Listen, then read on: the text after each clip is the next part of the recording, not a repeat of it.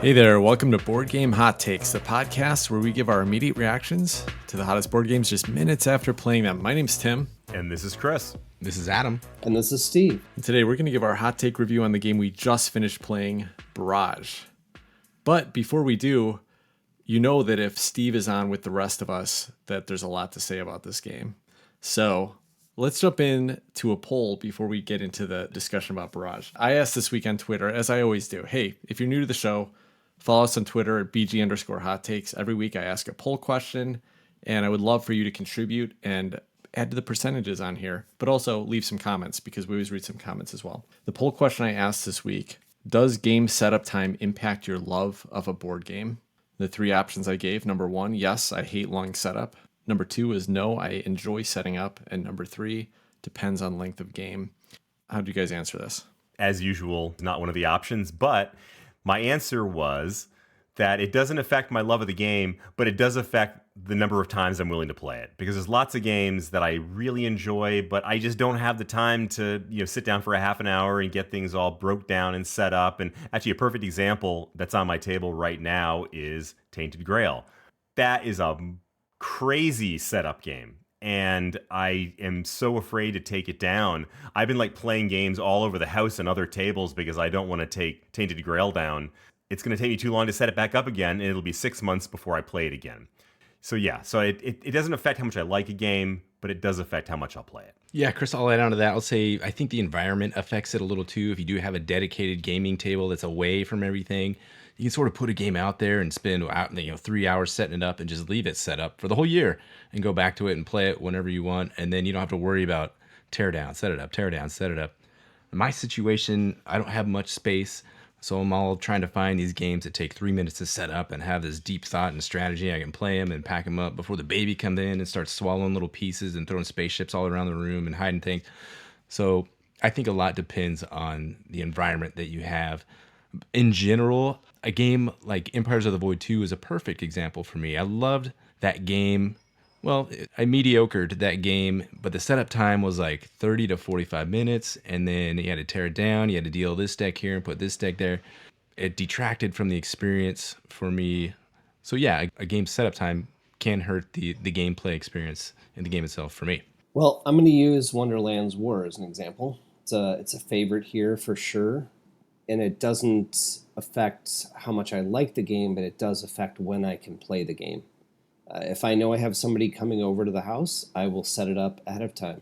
If we're meeting at a bar or we're planning on playing more than one game, the setup and teardown time of that game, especially without the Kickstarter add-ons, is just too long. Especially if nobody else knows how to set it up and tear it down with me.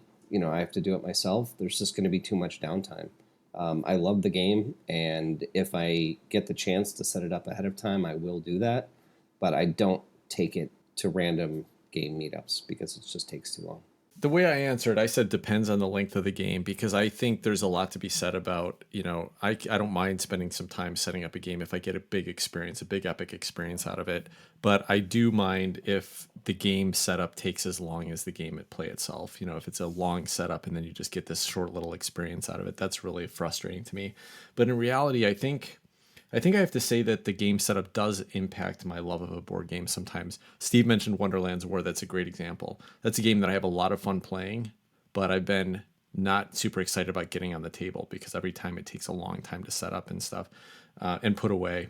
Orleans is a great example. This is a game that I've had for 5 or 6 years now. I always have fun when I play the game, but I'm very hesitant to get it out and play it. And so I think it does in some ways impact my love of the game, even though, the game itself may be great and I'm going to know that once I'm actually playing it. But it's not just about, can I set it up? It's do I really want to go through all this mental effort of putting all these chits out and shuffling all this stuff and doing all this stuff? So I think there's a combination. But that being said, there are some games that have a long setup that I still really love. Wonderland's War, Orleans, I just mentioned. But I think it does detract a little bit. And I think I really appreciate a game that is streamlined down enough where I can get it set up quickly, especially as a solo player. As a solo player, if I want to sit down and play a game for a couple hours, I don't want half that time to be spent in setup. So, Chris, I totally agree with you. I asked a terrible poll question here, gave the wrong options as I always do. And I should have given some other options because none of these exactly fit my taste either. Here's what people responded. 26% said, yes, I hate long setup. 21% said, no, I enjoy setting up. And 53% said, depends on length of the game. So yeah, interesting. A couple responses I wanted to mention here that I think give us a nice range. So David Rodriguez at All Games New and Old said, if a long game has a long setup, I'm not too bothered. But if the setup time starts to approach the play time, it's too long. I may still love a game with a long setup, but might pick other games to play over it so I don't have to deal with it. Yep, I agree with that. Riled Nerd, this is Riley Stock. He had my favorite analogy of the night. He said it definitely affects how often I get some games to the table, but I wouldn't say it has any impact on my love of the game. It's like if I wanted to drive to a city, but it's like a 2-hour drive. It doesn't make me like the city any less. I just can't go as often as I'd like to. That's such a perfect analogy to this situation. Really agree with that. And then the last one I want to read is Never Say Die. This is our friend Chris. He said, voted yes, I like the setup. It doesn't impact how much I love a game, but it definitely impacts how frequently I play it. I love getting into all the pieces and immersing myself into the game, but the time involved is a luxury I often cannot afford. But then he responded to it. He took a little time to reflect, and then he responded again. He said, I'd like to add to this. After a little more thought, I'm pretty sure that if I was able to play as frequently as I would like, the romance of setting the game up would lose its appeal, and I would just want to get to the game. So it's funny, like, yeah, the time you have available detracts, the setup time can detract from that, but also the less frequently you get to play a game, the more fun it is to just be, getting this stuff out. But when you can play a lot, like, let's just get to the game. Our BGHT I think cons are a great example of this, right? We want to get as many games as we can in over the weekend. And so it's so frustrating when a game's taking a long time to set up because let's just get into it. Let's just move to the next game so we can knock that out. So anyway, yeah, setup time. Hey, publishers. Let's fix this. Let's speed this up a little bit. All right. And with that, let's jump into a description of Barrage.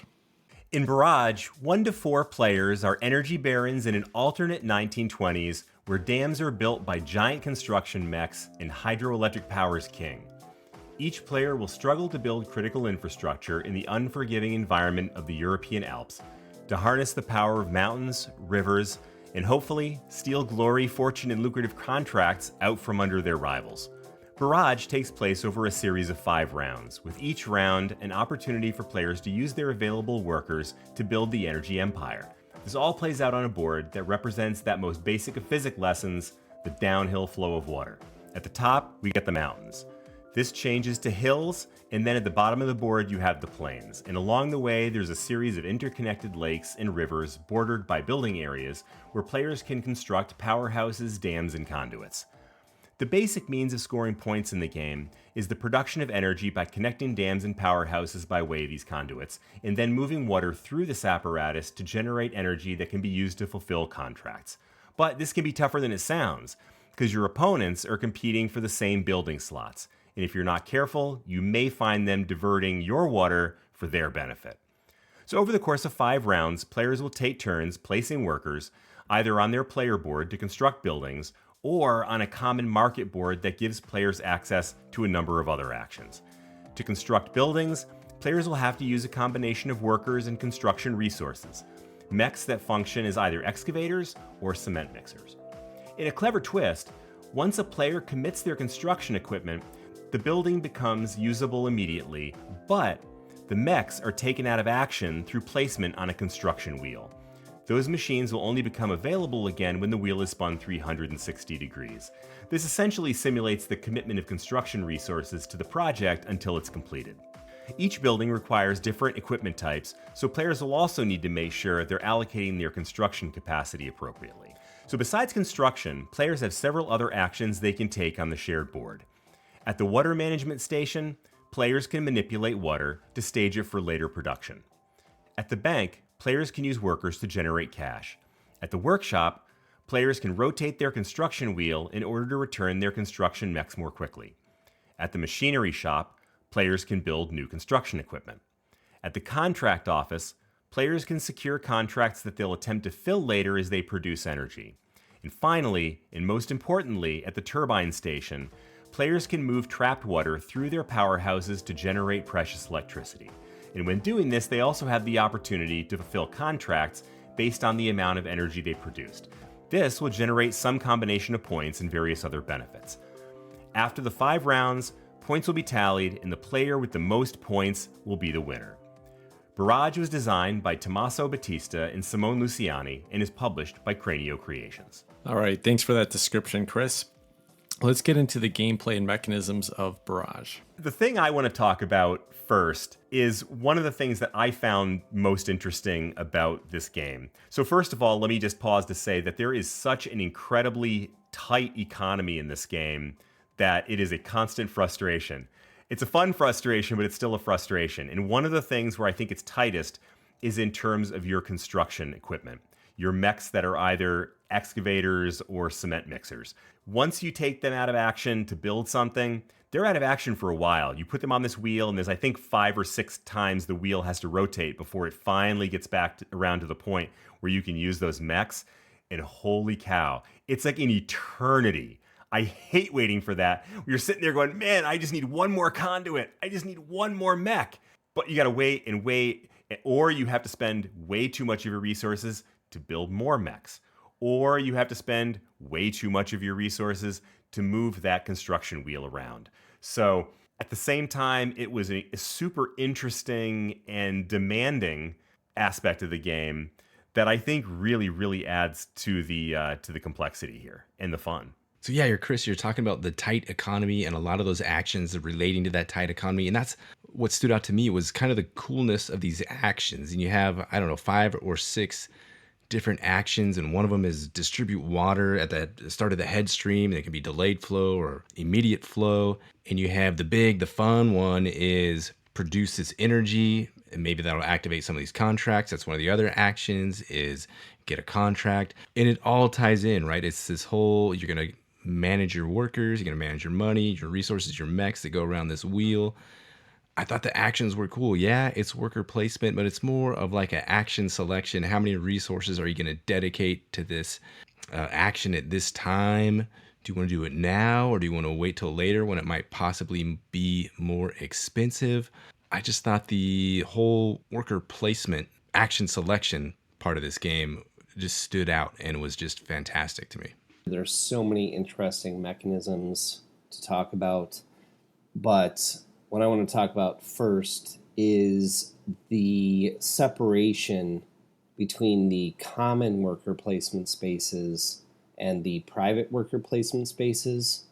And I'm also going to talk at the same time, because I just can't talk about one thing. There's so many things here. I want to talk about that wheel, because that wheel is brutal.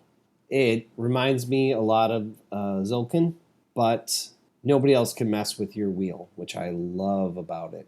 That's the only thing that nobody else can mess with in this. And that's actually part of the interesting contrast between the common worker placement spaces and the private worker placement spaces. The common worker placement spaces, yes. Everyone is competing for those spaces, but those spaces are not building spaces. So you can get the most efficient production spot, right? Costs you a little bit less, or you get a little more energy. But the private worker spaces are the building spaces.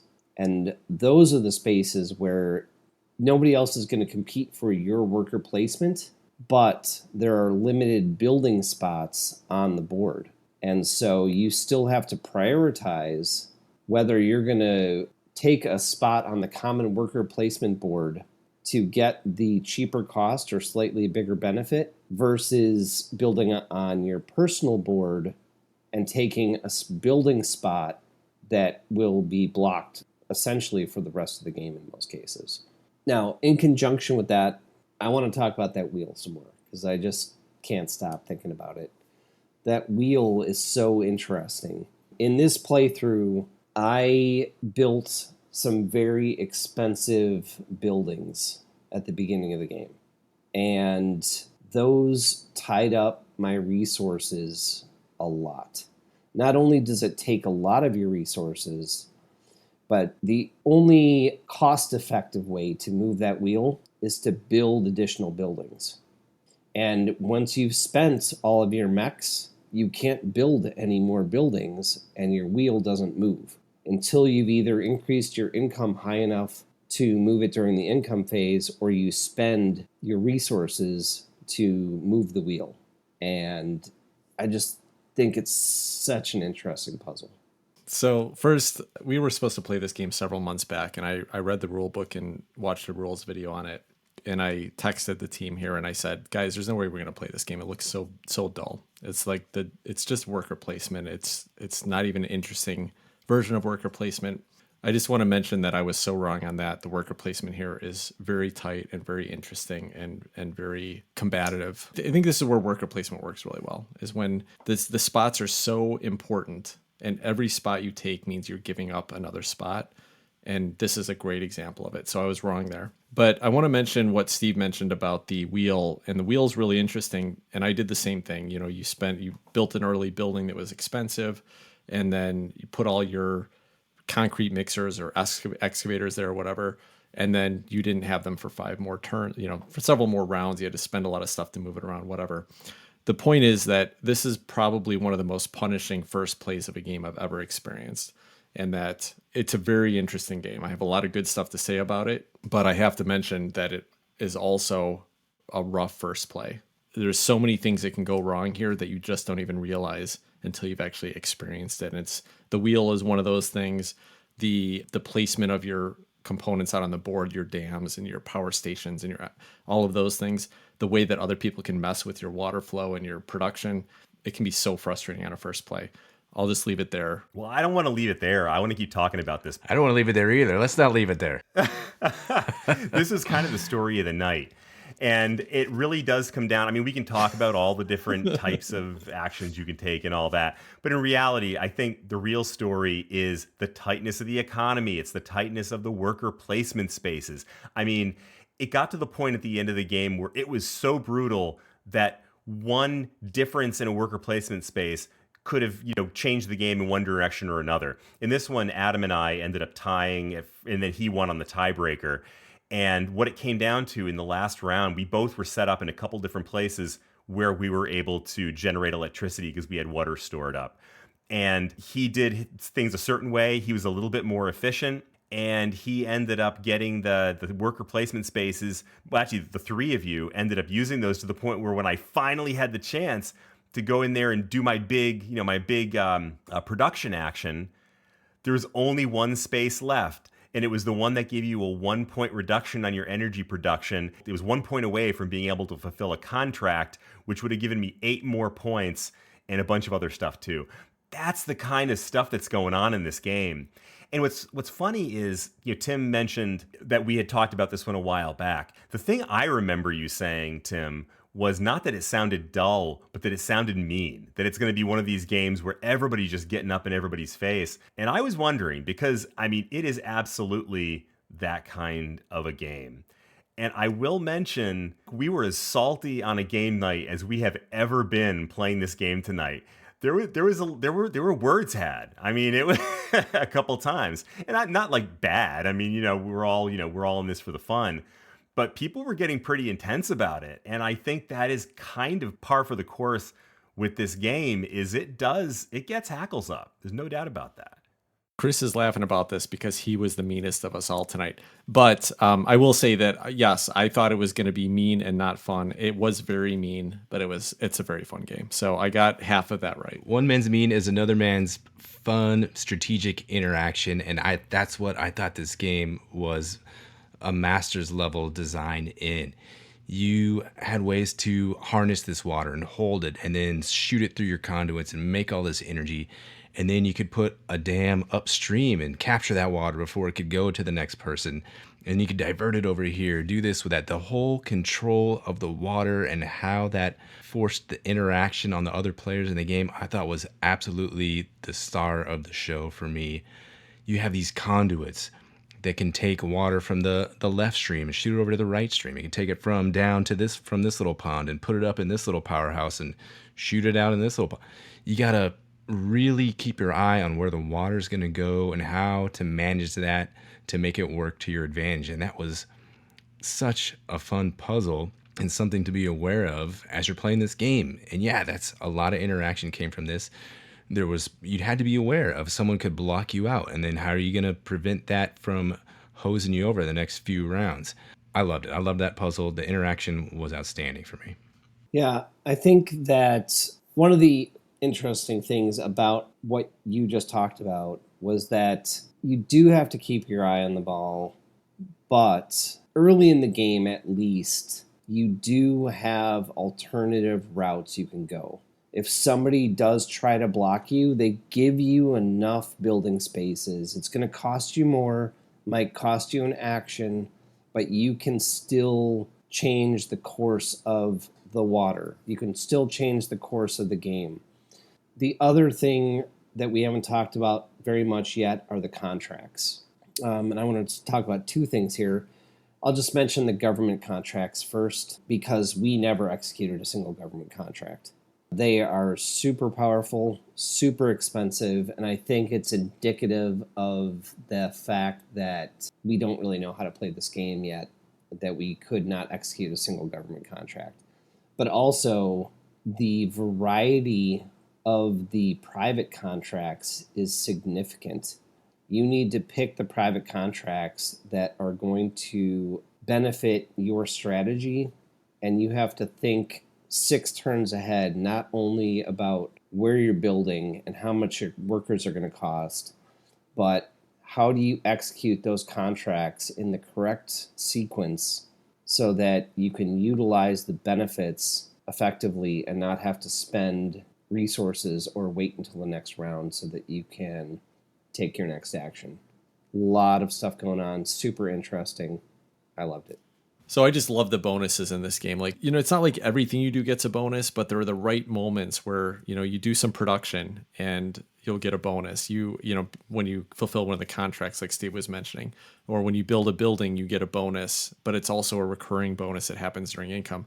Those bonuses are so much fun. They give you so many varied abilities. And because it's asymmetric player boards, the bonuses you get for building buildings are different. And so that's going to be a different puzzle every game. Like, it's not always the right thing to rush to one bonus by building a certain number of buildings. It's going to depend on which player board you're playing on. So really like that. I love bonuses. Yeah, I really like those bonuses too. And I think it's because they are sprinkled around the board in a way that makes them super strategic in how you apply them. There were things, especially at the end of the game, where you just needed a last little bump in, an extra drop of water or an extra point or an extra couple of energy production, and it may be a bonus that gives you that. So at the end of the game, I was building buildings that I didn't even need. I didn't need them for the building, but building that building would also unlock for me a bonus that I really needed to accomplish one thing or another. And that actually brings me to another point, that it reminds me a lot, this game, of other games that are designed by some of these same design team members. Simone Luciani, who is one of my favorite designers, is also one of the lead designers on Sulkin, which is also one of my favorite games. And there's a lot of common DNA between these two. Not so much in the actual gameplay. I mean, they don't feel the same to me in that sense. They're very different thematically, obviously. But one thing where these two games do have a lot in common is that they're both built around this idea of all these interlocking requirements that need to happen in order to do something. You need to have a worker placement space to do something, but you also need the money to pay for that thing. And you also need the workers, and you need to have the mechs to do whatever it is you need to do. So there's all these things that you have to get lined up. So when you're ready for that big turn, you got all those things ready to go, which is very similar to Sulkin, where you have that same kind of dynamic. And for me, it's both exciting and incredibly frustrating trying to get it lined up just right, because it seems like so often I have this huge plan and I got this big turn all ready to go, and I'm like, oh crap, I'm $1 short. Or oh crap, I needed 2 drops of water there to fulfill this contract instead of 1.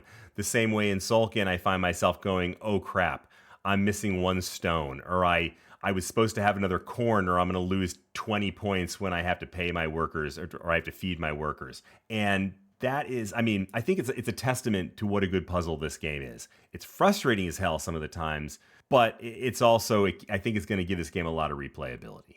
Chris, you make a great point when you compare it to Sulkin from that perspective. Yeah, you got to have your workers, you got to have your resources, you got to have your workers in the right spot at the right time to do this big old action that you're trying to do. I think that's a great analogy for what we're doing here in Barrage. And yeah, the bonuses, they're not all over the place. You're not getting them necessarily all the time. you kind of have to work to get them, and you pull up, oh, okay, once I get to this building over here, that's going to unlock this, that'll slide me forward on the production track, and I'll get a little extra thing here. So yeah, you have to time it right and really work, like both you, Chris, and Tim were saying, how those bonuses are the right spot, the right time, and it's not too many of them, it's not too few of them, it feels just about right. It's not like all these combos that you might miss. So yeah, great points, you guys. I want to talk a little bit more about the asymmetry of this game. I think it's interesting how they did it. The mechanics, first of all, the mechanics are consistent across all of the players, right? Unlike some of the games that have asymmetry, there is no asymmetry in the mechanics, but there is some asymmetry in costs, and there are two sets of unique bonuses for each player. One is your faction bonus, and the other one is your CEO bonus. We played the intro version tonight, which gives you a paired CEO for faction, probably intended to work together. But in the advanced rules, the CEO pairing is randomized, so that will be interesting in some replayability. But they are significant. You do need to leverage your bonuses, your asymmetry to maximize your effectiveness and your points. But I liked how there was those opportunities, but I didn't feel like you had to learn a whole new set of rules for each faction that you were playing against, or for each new faction that you played. Yeah, this is a really good amount of asymmetry for me as well. I like that. I like the decision of drafting the country and the leader at the beginning of the round when you're playing the advanced game. I think that's a really great decision point, but some fun differences between them. One last thing that I'm going to talk about mechanically here, and that has to do with basically the power track and the idea that every round, when you can generate power by having water run through your processors, I forget what they're called, and then down to your power stations, then you get to move up this power track. Now, power track is not points, but it can convert to points based on how high you get there. But also, as you move up in each round, there's a kind of a different goal. It's kind of like Gaia Project, where you have a different goal every round for what you're trying to do the best of in that round. And so it's this really tough puzzle of like, you got to move your power up high enough to get within the realm of that particular goal, or at least to it or above it. Then you can get the points for that goal, but you also don't get negative points if you don't get that high. And it gets harder and harder over the course of the game. That was a really fun challenge to me. It's going to change a little bit every round about what's the most important components to build early on to meet those goals. But it was interesting. It was frustrating a little bit to build up all this power and then lose it all and have to start all over at the beginning of the next round and have to build it up. And I think every one of us had at least one round where we didn't get past the first region. I had several rounds like that, but you're going to have some rounds that just don't work well for you, and you got to take the hit on it and then hope that you're set up for the next round to go. So, but fun puzzle, and it's going to add some variability. It's going to change it up every game. I'll piggyback on that, Tim. I thought that track was fantastic. It's a very apt comparison to Gaia Project, how each round you have a different goal that you're going to go in for. You're going to be going for. Are you going to be able to make that goal? Can you tie that into the goal for the next round or the next round after that? Also, that power track, how high you get on that determines turn order for the next round, which I thought was cool. So if you are lagging behind, you're going to be in last place, well, you can kind of set yourself up. You can drop some water down these head streams and get it to where your dam's going to be, so you can have a huge explosive production round on the first turn of the next round. So you might be looking ahead. It gives you a chance to set yourself up. I think that's great. Power track does a lot of things here. So I enjoy that very much. All right, well, let's jump over to the production and theme of Barrage. Two quick points for me. Number one is that the main board with the water dripping down all these different dams and stuff like that, super thematic. Everything makes perfect sense when you're building these power stations and dams and where water is going to run. And then you got the worker placement, one of the driest versions of worker placement I've ever seen. The whole idea of worker placement is that it's an action selection mechanism, but it's usually represented in a way where you're like sending people out to do a task. And so there might be a board that represents these places you're going to. In this one, it's this dry board on the side that, has some terms, it has some names on it, but you're just dropping a bunch of workers in a spot and blocking them out. The driest representation of worker placement, so that was a miss for me. But the main board in Barrage really, knocks it out of the park, is feeling this is one of the probably most thematic Euro games in the way that what you're doing impacts the story of the game that I've ever played.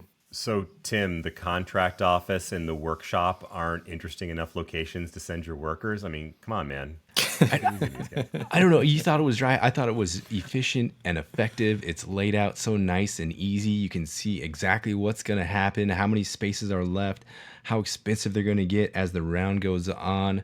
Boring is not the right word for me at all. I thought it was just perfectly laid out, easy to see what's going on. And again, another instance where Tim's just not getting it on this game. I didn't say boring. I said dry. That's completely different terms. Oh, my mistake.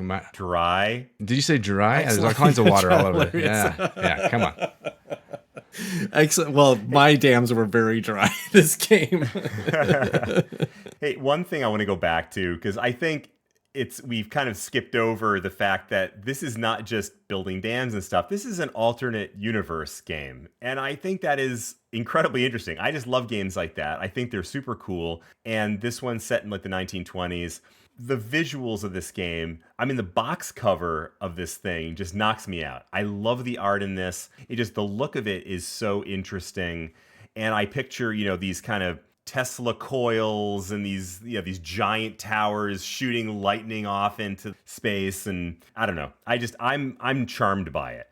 Now, that said, the physical production, other than the art, I mean, it seems fairly simple. There's basic wooden components that represent your workers. They represent your buildings, and that isn't super exciting. But honestly, for me, the art and the theme more than make up for that. So I'm pretty happy with it.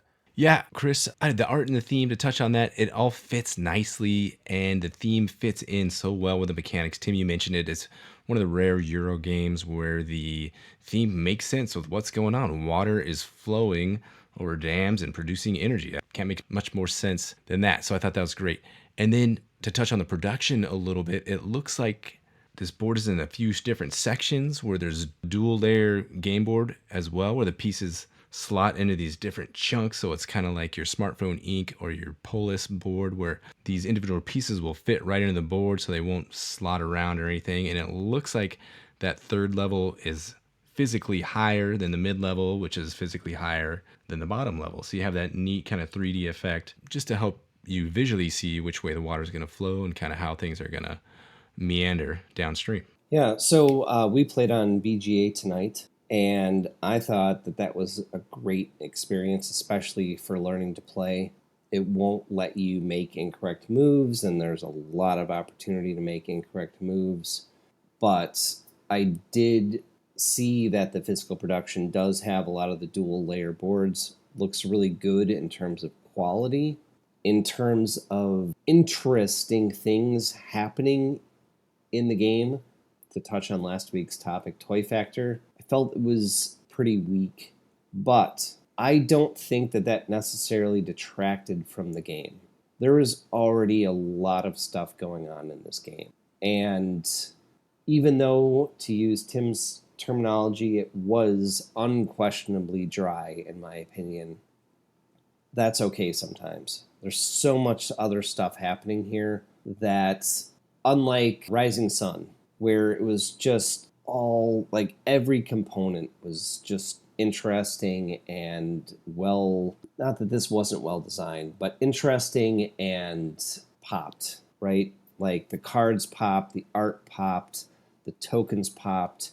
This one, not so much, but I really don't think it was a problem.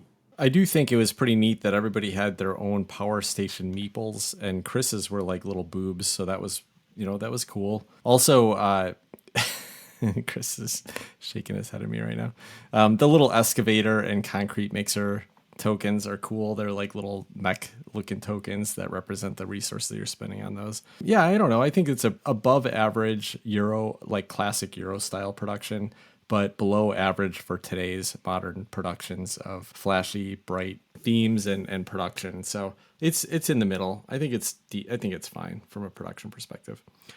I want to ask the final question to you all. I think it's an important question. Would you request to play this game again? Before answering that, I just want to point out that this is actually one of the games that I had on my list that I really wanted to play. So I was kind of excited to get this one on at least the virtual table. In particular because Tim had kind of expressed some, discontent with this game, didn't seem particularly interested. So I thought it was, good sportsmanship on Tim's part that he was willing to, sit down and play this game when he wasn't otherwise inclined to do so. So I was glad to get this on the table. I have sort of two different answers on the asking to play it again. I absolutely want to play this game again, and I think this game is absolutely great. The one reservation I have about it is the fact that it does feel so aggressive. It's pretty rare that I say that. I mean, there's plenty of games we play where you're going in direct combat with people. I mean, I'm attacking you. I'm trying to kill you. And in a way, this actually felt more aggressive than a lot of the direct combat games that we play, because at least if you're attacking me, I get a chance to roll some dice and fight back or draw a card or do whatever. In this game, you're just going to get up in my face and there's nothing I can do about it. And again, it maybe, I don't know what it was about tonight, but the vibe was a little bit odd, and I think it had something to do with the aggressiveness of this game. So I'm going to put that aside and say it probably was just first play. Maybe once we'd all had a couple games under our belt, it would have felt a little bit different. It would have gone a little bit more, mentally smoothly. I don't know. So I'm going to say yes. But I will say that another game, if it felt as salty as this one, it might actually make me think twice. I don't know, Chris. I had a lot of fun playing tonight. I would absolutely request to play this one again, especially if the group was Chris, Adam, and Steve. We'll see what Tim says here. I suspect I suspect he might give a slight hint of a yes, he'd be willing to play it again, but I don't know. It'll be interesting to hear his response. There is that, I don't know. You say aggression again. I say interaction. I enjoy that. Things are impactful and consequential. You can't just look down and I'm going to move this little meeple over this spot, and it doesn't even matter what anybody else at the table is doing. Everything here matters. I love that in a game. Absolutely request to play this one again. I think I'll be playing a lot in the future. So I'm going to say unequivocally, I would like to play this game again, and I hope to get the opportunity to play it again. I mentioned while we were playing that this feels like it will replace Power Grid in my game repertoire. And I think one of the reasons I made that connection is because it has a lot of the same head-to-head interaction. Power Grid, you're just building power plants, right? Not that big of a deal. You build power plants, you use resources, but there's a lot of comparisons there. If you are the first person to build a power plant in a region, the next person has to wait to build there, and even when they do, it's going to cost them more. The types of power plants that you decide to buy in auction use specific resources. The more of those resources your opponents are using, the more expensive it's going to be for you to do it.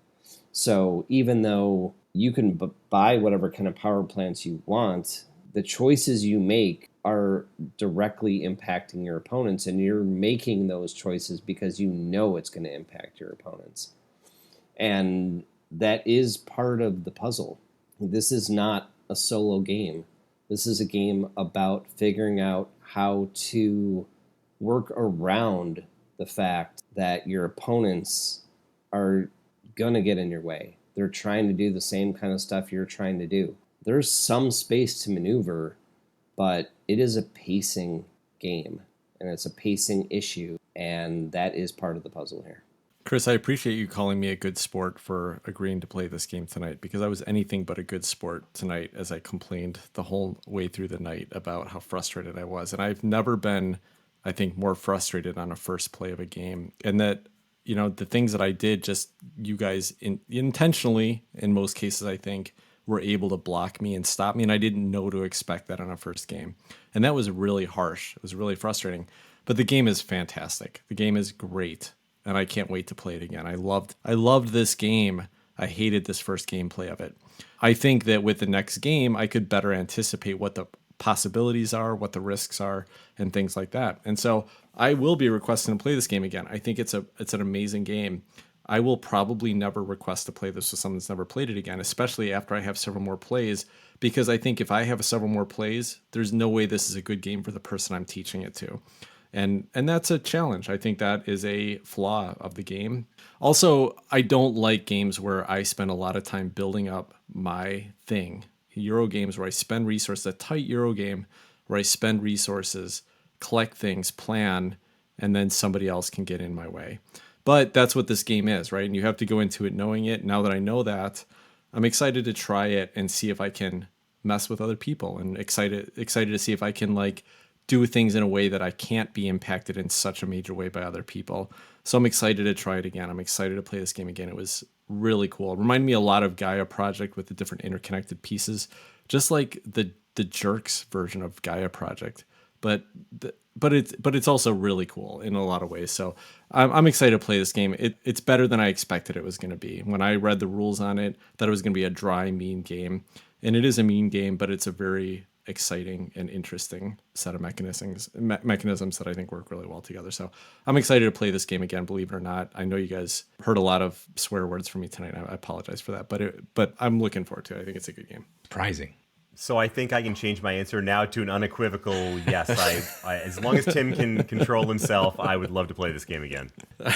All right. Well, I think that will wrap up the conversation on Barrage.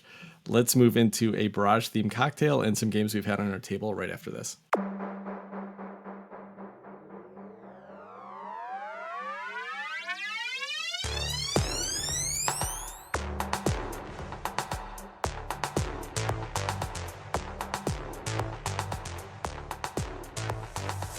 All right, welcome back. So, Chris, what do you have for us tonight? Well, I love alternate history games. I already mentioned that. And I love the early 20th century. And for some reason, it seems like there's all these games that are clumped around alternate history in the early 20th century, like around the World War I period. I mean, Barrage is one. Scythe is another one of my all-time favorite games. You know, that's great for me. I think that's terrific because I think that's two great things that go great together. So not only is that a cool period, but it's also a really fun time period to play around with for this week's cocktail. And this one is indeed a true, straight-up classic. It's the Sidecar. It's one of those drinks that everybody's heard of, but I'm actually surprised sometimes at how many people have never actually tried this awesome drink. So this is your chance, and it is a delicious one, so I hope you guys will all take an opportunity to give this one a shot. So, back to the story. Here we are, getting the Wayback Machine with me. It's World War I, it's Paris, and there's a dashing young army captain who frequents his favorite watering hole, and his drink of choice, a mixture of brandy or cognac, lemon juice, and triple sec. The clever bartender names this drink the Sidecar. Why?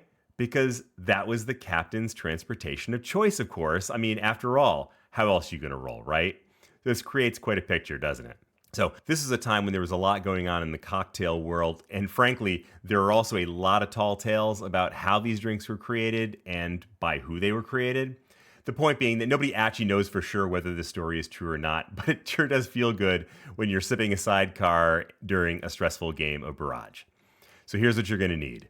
1.5 ounces of cognac. I'm not fussy. In my opinion, any decent brandy will do. 3/4 ounce of orange liqueur. Again, not fussy. Cointreau is one of the classics, and it's one of the most common ones to use, but feel free to use triple sec, Curacao, Grand Marnier, whatever you got. And 3/4 ounce of lemon juice. Now, normally I skip the garnish, but this is one of those really rare instances where I think the garnish actually helps make the drink. So before you make the cocktail, wipe a little bit of lemon juice along the rim of the cocktail glass, preferably a coupe glass, and then you dip that in sugar. This should give you a sugar rim really similar to the salt that you'd have on a margarita glass. Then you're going to mix the ingredients, shake them all with ice, and strain the mixture into your sugar-rimmed glass. And voila, it's the Sidecar. So my guess is after tasting this, those drops of water in Barrage won't be the only liquids on your mind. I had never had a Sidecar before, so I was one of those folks that had never tried one. And this was a delicious drink, and it actually did improve my experience with Barrage tonight, and I really needed that. So thank you, Chris. Well, I'm just going to say I don't know if I've had a Sidecar, but Chris's description makes me want to have several Sidecars. It just sounds amazing. in Paris during World War One. Pretty much anything makes me want to have several sidecars. All right, Chris, what's been on your table this week? So I was recently on a family vacation with my wife's sister and husband and 3 teenage girls. So we had a bunch of people around the table, and this is not normally a crew that I think of as being gamers, but it just so happens that my college-age niece-in-law is a big fan of a game called Dutch Blitz. So Dutch Blitz is about as old school as you're going to get in board gaming. It's from 1960, and it was designed by Werner Ernst George Mueller and published by the Dutch Blitz Games Company. And the 1960s is on full display here. So let me just give you a quick dramatic reading from the back of the box. Dutch Blitz, a wonderful goed game. Dutch Blitz is such a wonderful goed fun for young folks and old vans too. Why you should see the vans who plays. They gets in such a stew. I mean, if that doesn't tell you all you need to know, then I don't know what does. So seriously, this game was actually a lot of fun. Essentially what it is it's 4 decks of cards, 5 if you get the 5-player expansion, and they're cards numbered 1 to 10, and they're in different colors. And what you're doing is it's an unusual real-time card game where you start by putting out cards starting with 1. So if you have a 1 in your hand, you're throwing down a 1, and then others who have a card of that same color in the next number up, say a 2. If I throw down a green 1 and Tim's got a green 2, he can throw that down. And so we're going to keep going around the table. Actually, not even going around the table. It's just going to be everybody around the table at the same time throwing down cards in piles as they start to build. And then once you finish off a pile, you flip it over, you take it, you get points for it. And ultimately, all you're trying to do is get down to no cards in your reserve. And once you do, you yell blitz, and then you win that round and you get points for however many stacks you've claimed from the center. And we must have played this game every night for like at least an hour. Everybody was getting into this game. Super fun as a little card party game, easy to play, easy to understand, and goofy as all get out. I mean, it's got these little Dutch kids on there, and you get to read the back of the box, which, is half the fun.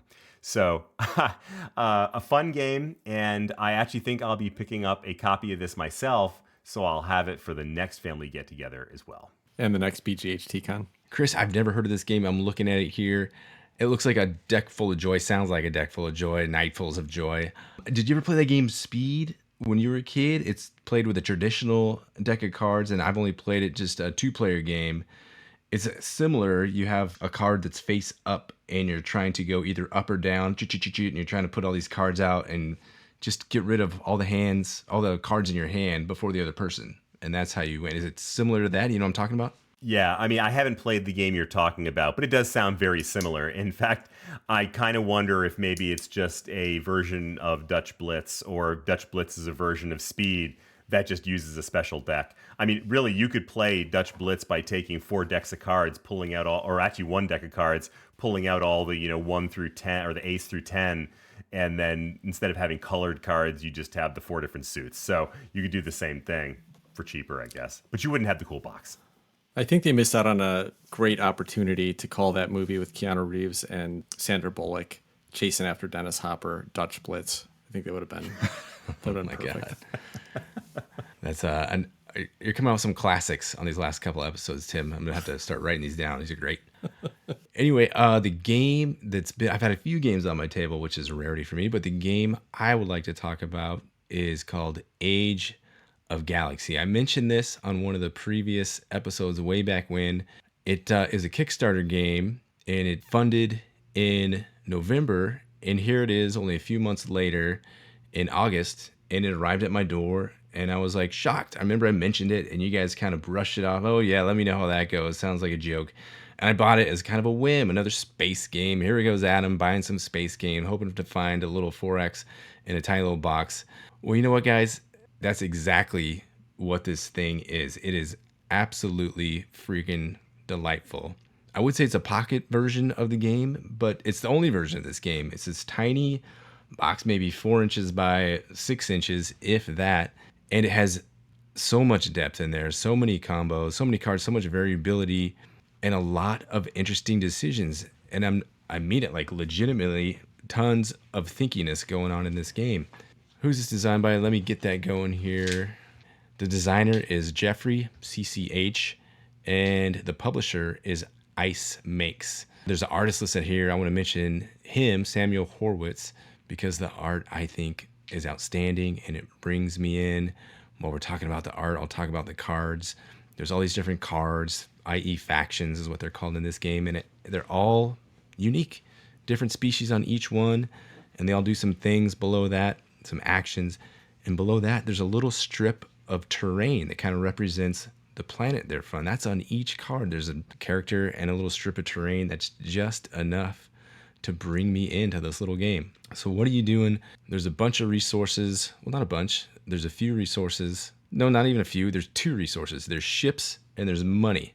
And that's all you need. So in kind of a Gaia Project-esque situation on your player board, there's how much you're going to produce, and then there's how much you actually have. And then the other resource in this game is your ships, your cruisers. What you're trying to do, you're trying to use those cruisers to protect your planets that you've already colonized, or to conquer available planets that aren't protected. There's some interesting mechanics. You can overextend yourself and leave yourself susceptible to other players that have more ships, and they can swipe one of your planets from you in kind of a mean move. But what got you in that situation? It was yourself for not protecting your planet. So that right there is an interesting choice that happens at the end of every round. Let me back up and start at the beginning of every round, because why would you start at the end of every round when games start at the beginning? Anyway, you get these 7 different cards, 7 different factions that get dealt out to you. You're looking at these things. How are they going to combo up? Throughout the course of the game, you get to decide if you're going to use one of these cards as your main factions, your main allies, and that gives you a bunch of different actions right off the bat, a bunch of different combinations that'll help you explode your engine right there. You can also, once per turn, you can use one of these cards just to discard it for a colonization to help you colonize the planets out there, or to discard it for a little resource right away that you'll get. Also, you can use one of these cards as your overarching ideal. So there's going to be these ideals too that are in the game, right? So already you're like, Adam, you're talking about way too much stuff. How can you have all these decisions in this little tiny box? It's amazing, guys. Anyway, the gameplay is fun. It's simple. It's streamlined. On your player boards, there's these 3 little tech tracks, and you can work yourself up these. And once you get to the second level to the top, there's only 3 steps on each. You can branch over. So if you're in the middle tech track, you can go straight up or to the right. So that opens up those options. If you're on the left side or right side, you can go up or just to the left. If you're on the right side, up to the, that doesn't make any sense, but take a look at it. It'll make sense when you see what I'm talking about. You're flipping over a chunk of the galaxy each time, a la something like Black Angel, I believe. You know, it's kind of like the exploration action in, for instance, Eclipse. You're also adding these little exploration tokens, very similar to Eclipse as well. Super powerful. If you're able to get this exploration action, you're going to flip one of these things over and get yourself a huge chunk of resources. I lied about there only being 2 resources. There's actually like 5 or something. Don't even listen to what I'm saying a few seconds ago. Listen to what I'm saying right now. I don't know, guys. This game is fantastic. There's so much punch in such a little box. I was so pleasantly surprised by this thing. There's a solo mode I haven't really investigated yet. I've heard it's just like a point target, try to get here, try to get there. I haven't investigated, so I can't really speak to that. But I played it 2-handed. I had so much fun going through this game, seeing all of these combinations explode in front of my face. And it plays quickly. It plays in like 45 to 60 minutes. I can't say enough about how pleasantly surprised I was by this game. That's Age of Galaxy. What questions do you have for me after that incoherent ramble about this game? So Adam, I do remember you mentioning this one a while back, and I remember looking at it, and my immediate reaction was, this is a big box full of 1x1 inch cardboard pieces, and I kind of rolled my eyes and laughed. Respond to that. That's exactly the response that I remember, and I was not expecting much when I took this thing out of the box, but you know, as I looked at these cards, I was like, all right, the art's pretty cool here. Let's see what the gameplay is like. And I started to get into it. You know, oh, wait, I can do this? Holy cow, it's the first round of the game and I'm already doing all this stuff. It seriously is an amazing game. There's another mechanic in here where you have these actions that are associated with these events. And once these event cards fill up, you flip them. Whoever's got the majority there gets to exercise this cool little bonus. So that kind of pushes the game forward in another way. There's just an interesting novel set of mechanisms here that I know you guys have this. I can't wait to bring this thing to a little long con here in a month and show this one to you guys because it's so unique. It's just neat. You're going to love it, Chris. I got 2 important questions for you, Adam. Number 1, you get 7 cards at the beginning of the game. That's cool. It sounds like multi-use cards. You get to pick a couple for your factions or something like that. Do the cards get drafted or are they just dealt out? Yeah, there's a drafting variant. It says, hey, at first, when you're first learning the game, just here's your 7 cards. And you can discard 3 right off the bat if you want to try to work towards something else. And then once you play the game a few more times, there's a drafting variant. Yep, you nailed it, Tim. That's going to make the decision process a lot more interesting there too, I think. I haven't looked too much into that. I don't know quite how that works. But any kind of drafting variant a la Terraforming Mars, where you're going to be able to kind of stack your deck in your favor and it exploits some combos that might not be there randomly dealt out. I think that's fantastic. So yeah, an initial game, just deal them out, see how it goes, get familiar with the mechanics. But as the game goes on, as you play it more and more, yeah, try this. I'm excited to look into that drafting variant and see what opportunities that provides. Okay, second question. So there's a lot to be said about a game that comes in a small box. If there's a lot of game in that box, that's cool. But does this replace something, or would you pick this over something like Eclipse? You know, you've got 3 hours, you've got a couple hours, and you're like, hey, one of these 2 games I'm going to play. Which one is it going to be? I don't know I think it feels a niche. It's about an hour-long game. I'm on the road a lot. It fits inside of a backpack, easily inside of a suitcase. It's just one little box that has all this stuff. You can take it on the road with there, wherever you want to go. So it doesn't, I don't know if it replaces anything. I think it fills its own thing, about an hour-long semi 4X game with, yeah, these multi-use cards that are just fantastic and all these combos you're going to be able to exploit. I don't know anything quite like it, Tim. Imperium the Contention was also supposed to be a shorter, streamlined 4X game. You know, does this kind of compete with that, or is it feel very different? No, I don't think it compares. You have this big old decks, these kind of, you can do a little deck construction with that if you want to, but you have these preset factions. It plays well at 4, 5, 6 players. A simultaneous action drop of a card. You get all your ships out there. There's actually more combat that's happening with that. Here, the combat is just another kind of an auction that you're going to do as you're managing your cruisers and you're looking at everybody else's cruiser. How many do they have? How many do I have? And that's kind of the interaction here. In that game, you do have these actual, more direct combat where this ship's going to attack this ship and take it out. Who's going first?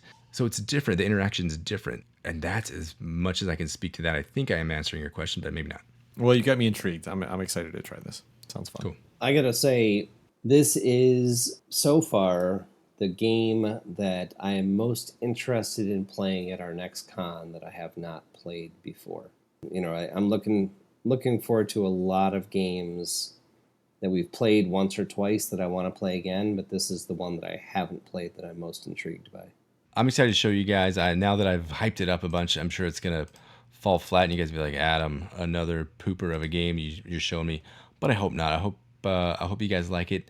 It is going to be tiny. We're going to have to be like all huddling in, looking at this little central thing because, it all fits in this box. The cards are like this. The player boards are like this. It's all tiny. So hopefully nobody sneezes and shoots this thing all over the room. But I think it'll be a fun time. Speaking of poopers of games that you've introduced us to, Steve, what's been on your table this week? Here we go, Tim. Okay, well, with that lead in, I think that's a little bit. I don't even know. One man's opinion. That's one man's opinion. Right. That's a leading question. But I will talk about Bloodstones. We got the chance to play this, all 4 of us, last week or so. This is a Martin Wallace production through and through. He is the designer. He is the producer. There are some artists. Atticus McNaughton and Leah Walton are the artists for this game. Interesting game. A lot of asymmetry. Not as much as maybe Cthulhu Wars. Definitely more asymmetry than Barrage.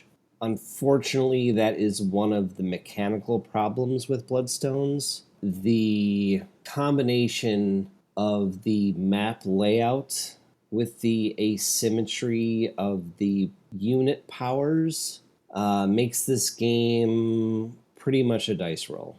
It's sort of small world meets, I don't know. It's an area control game with lots of various units that only are effective in certain terrain types. And it's a very interesting first play, but I'm pretty sure that at the end of that play, and this is sort of a mini hot take here, so I'm going to let you guys chime in, but I'm pretty sure we all said that we would not choose to play that game again. Not because it was a terrible game, but just because it was not a great game. Well, I think Steve's memory is really short because Steve was talking by the end of the game that he wanted to back this on GameFound, but ultimately decided that he didn't think he'd get played enough. So I thought you enjoyed it quite a bit, Steve. Now, I want to mention that you said that the asymmetry in the layout kind of created a crapshoot as to how you could do in this, but I think you're forgetting how decisively I won with my disadvantage in the game. I think it's clearly a strategic, focused game. That said, I didn't have a lot of fun playing Bloodstones. It had good promise for me. I like Martin Wallace's designs a lot. I think they're usually very interesting, and I think this was the dullest of his designs that I've had a chance to play. It felt a lot like playing Risk, both in the monotony of the combat and the back and forth, taking territories, as well as the really frustrating surprises of going into a combat with an advantage and then losing based on just some bad luck. So those two parts reminded me of Risk. It did remind me of Small World a little bit in the way that you're kind of putting out characters and territories based on the challenge of the territory and the strength of the units and stuff like that. I think I like Small World more. It's a more fun, lighthearted and fun version of a similar type of game. This was not a very fun play for me, so I would not choose to play it again. I didn't hate it, but it wasn't far off from hate. It was maybe like a strong dislike. What about you, Adam? What do you think of Bloodstones? Yeah, I thought there were some interesting mechanics here that I wanted to investigate. I thought the map looked gorgeous. It's kind of these hand painted cloth maps with a heavy border. I thought they looked wonderful. And I like the pieces here too. They're kind of like dominoes with these little pips on one side and little classic looking, I don't know, little sketches or etches out of these dominoes of the different characters that you were for your factions. And I thought the gameplay had some interesting moments, Tim. We had that one pivotal battle. I think we tied, but then you won on your little tiebreaker guy that was in there, and boom, and then that opened the floodgates. You just swept through my entire army and got points after points after points after points doing that. So yeah, ultimately it left me a little unsatisfied, unfulfilled. I didn't hate the game. I think there's other games that I'd rather play instead of this one. It did have that very much of a Risk kind of feel. I like how you're using these dominoes, and once you've exhausted your supply, that's when you score. Over the course of each round, you're putting villages out, and then however many villages out, that's how many points you get. And then you kind of want to try to conquer other people's villages so they aren't unable to score. And then for however many villages you capture, you get that many points at the end of the game. So some things that seem pretty interesting, and I'm sure there's some nuance there that we didn't bump into in our one play that we had. But yeah, that was Bloodstones. I'm glad we played it, but I'm also not sad that I'm not backing it. Yeah, two more things I want to mention about it is one of the things that I think was a little frustrating is that there's a lot of downtime because when one player takes their turn, they basically play out their whole hand of dominoes, which are these like basically multi-use cards, but dominoes. And so they have a whole bunch of decisions to make. It's a long wait. And then if, two people are in a combat, the third person is just kind of sitting there waiting as well. And then the back and forth with the combat was really minuscule. Like you would go into a combat, and if you lost, you'd lose one of your characters in there, and your other ones would have to be pushed back to other regions. And then on the next turn, if they decide to come back into combat with you, they go in, you lose one character and get pushed back a little bit. So, it's just this very minor. The game felt slight. It felt like for this big production, it's a fairly expensive game on GameFound right now. I just didn't feel like it offered enough that was different or unique from many other games, and just a little slow. So those are my thoughts. There was a lot of stuff that we did experience in that game that probably could have benefited from some additional exploration. For one thing, you mentioned the dominoes, right? That factor of the card hand mechanic is unique, right? We don't see a lot of repurposed domino shapes in games. That was interesting. You don't play them really like dominoes, but they did have some similarities. There was definitely some maneuvering that we didn't get a chance to take advantage of, like blocking retreats. We never really got a chance to explore that aspect of the game. I don't think we really took advantage of the ships, right? You can put ships in the water regions, and that allows your infantry and cavalry to move across significant distances for either potential attacks, retreats, or blocking of retreats. There are some interesting factors of the asymmetry, right? Like, I got to play the dragons. I love the mythology of dragons, so I was super happy to get to play that clan, and the dragons are super powerful. All of the factions have distinct, unique abilities, so there's a lot going on there. I would say, like, if we're going to compare this to Risk, this is many, many levels better than Risk. But at the end of the day, compared to Barrage that we played tonight, even though that was a much less friction-based game, Barrage was a lot more interesting. So I think there was a lot going on there. Just at the end of the day, it wasn't interesting enough. What does it say about Barrage that war game we played was less friction-based than Barrage? For one, I'm going to talk about that combat one more time. So it brings in a couple of things you were talking about, Steve.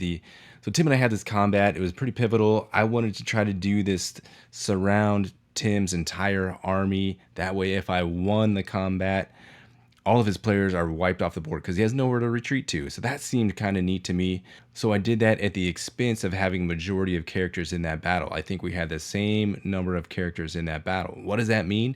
It means the attacker gets to draw 3 attack dominoes and the defender gets to draw 3 attack dominoes. So instead of 4, if I had a majority of characters, I would have gotten to draw 4.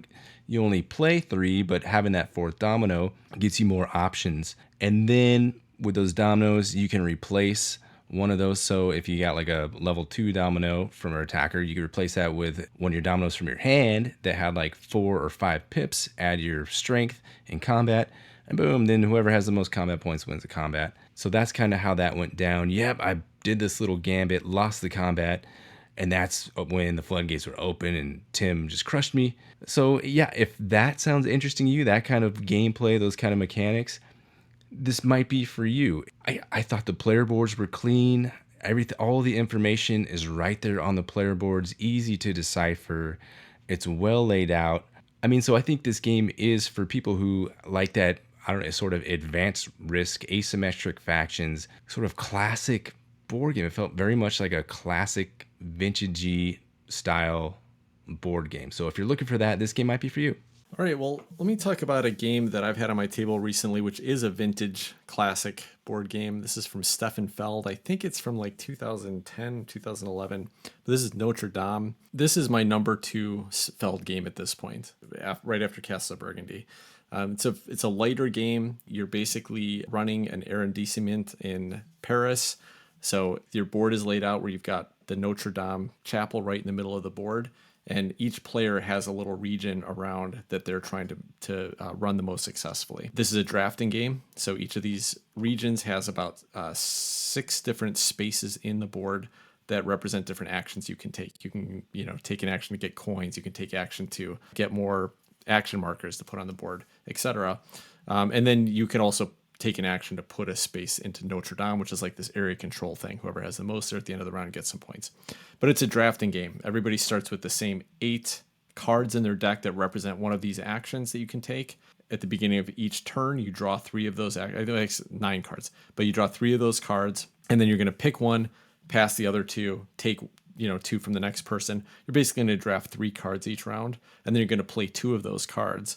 And those cards are really simple. You play one down and you put an action marker into one of these region in your arrondissement, And then if you play a second card that does the same action in that Iridissima, then you double the actions. Like if the first one gives you 1 coin, second one would give you 2 coins, the third one would give you 3 coins, etc. So you're going to build up these little action markers in your city, and they're going to get stronger and stronger. The problem is you only start with 4 action markers. So one of the actions you can take is to get more action markers. And so it's a kind of a tight little economy. Beyond that, you got rats. At the beginning of each round, you place up these 3 assistant cards. They're going to be available for you to purchase at the end of the round that are going to give you some benefit. But at the bottom of them, these little rat icons, and you only have 9 rat spaces in your city. If you get more than 9 rat spaces, you start losing points, start losing action markers. So you have to control the rats, and some of the actions you can take in your city are to get rid of rats or to make the rat attacks a little bit weaker.